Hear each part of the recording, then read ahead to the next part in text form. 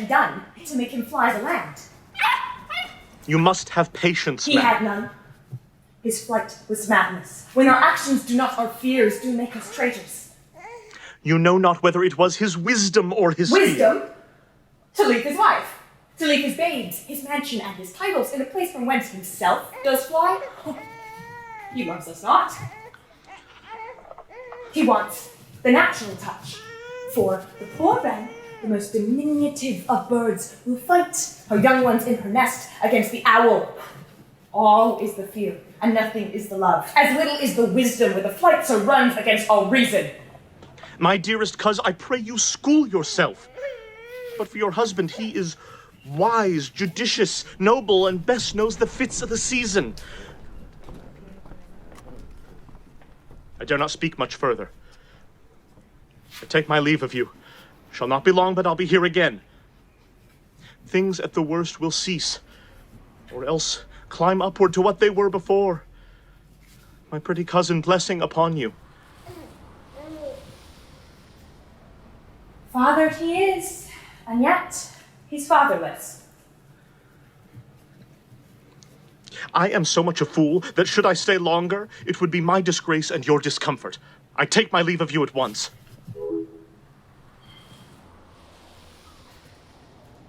Sarah, your father's dead.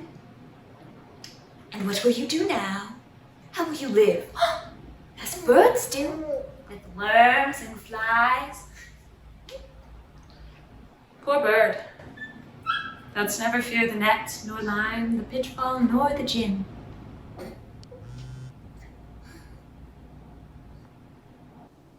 Bless you, fair dame.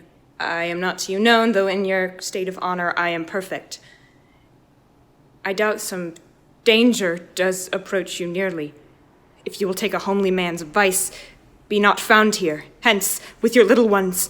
To fright you thus, methinks I am too savage. To do worse to you were fell cruelty, which is too nigh your person. Heaven preserve you. Whither should I fly? I have done no harm. But I remember now. I am in this earthly world where to do harm is often deemed laudable, to do good sometime accounted dangerous folly. Why then do I put up that womanly defense to say I have done no harm? Where is your husband? I hope in no place so unsanctified that such as thou mayst find him. He's a traitor. Thou liest, thou shag-haired villain. What, you egg? Young fry of treachery!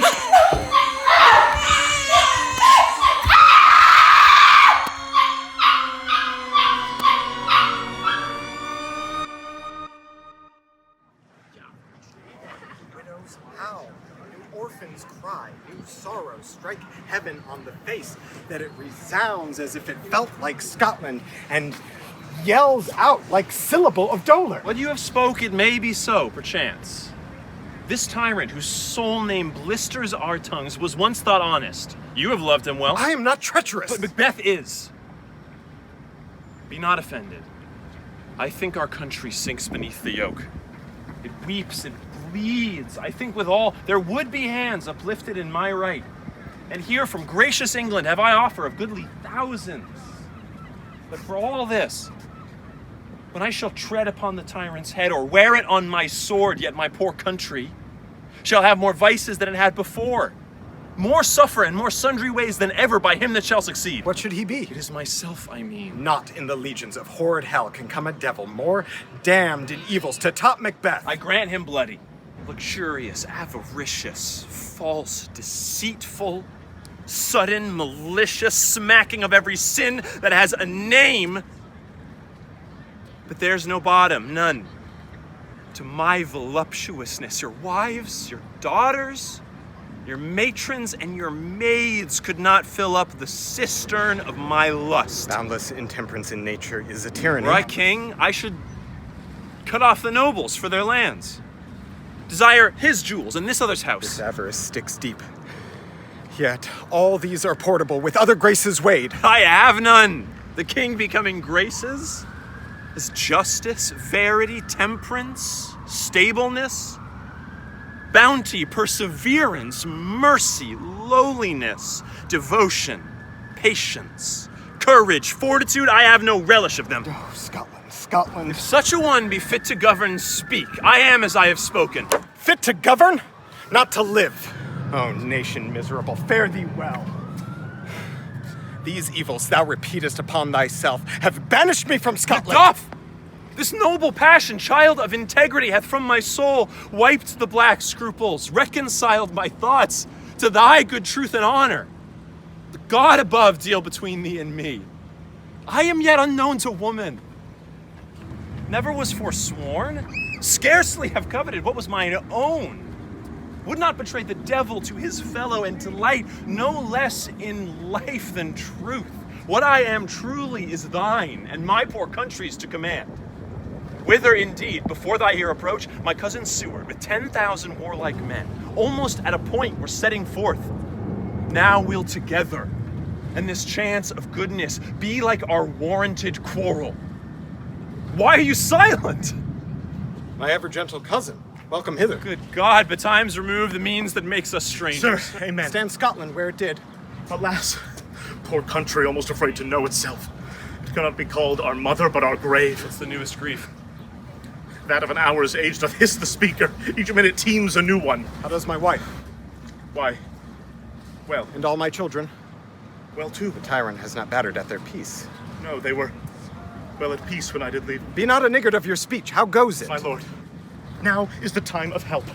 Your eye in Scotland would create soldiers, make our women fight to doff their dire Keep distresses. their comfort. We are coming thither. Gracious England hath lent us good Seward and 10,000 men. Would I could answer this comfort with the like, but I have words that would be howled out in the desert air, where hearing could not latch them. What concern they? The general cause, or is it a fee grief due to a single breast? No mind that's honest, but in it shares some woe, though the main part pertains to you alone. If it be mine, keep it not from me. Quickly, let me have it. Let not your ears despise my tongue forever. We shall possess them with the heaviest sound that ever yet they heard. I guess at it. Your castle is surprised. Your wife and babe savagely slaughtered. Merciful heaven. What man, ne'er pull your hat upon your brows? Give sorrow words, the grief that does not speak whispers the o'er-fraught art and bids it break. My children too. Wife, children, servants, all that could be found. And I must be from thence. My wife killed too. I have said. Be comforted. Let us make medicines of our great revenge to cure this deadly grief. He has no children. Oh, my pretty ones. Did you say all? Oh, hellkite! All my pretty chickens. And damn in one fell swoop. Dispute it like a man! I shall do so, but I must also feel it like a man. I cannot but remember such things that were most precious to me. Did heaven look on and not take their part? Sinful Macbeth, they were struck for thee. Not that I am, not for their own demerits, but for mine. Fell slaughtered on their souls, heaven rest them now. Be this the whetstone of your sword. Let grief convert to anger, blunt not the heart, and rage it. Oh, I could play the woman with mine eyes, and braggart with my tongue. But gentle heavens, cut short all intermission, front to front. Bring thou this fiend of Scotland and myself within my sword's length. Set him, if he escape, heaven forgive him too. This tune goes manly. Come, go we to the king. Our power is ready. Our lack is nothing but our leave. Macbeth is ripe for shaking. The powers above put on their instruments. Come, receive what cheer you may. The night is long that never finds the day.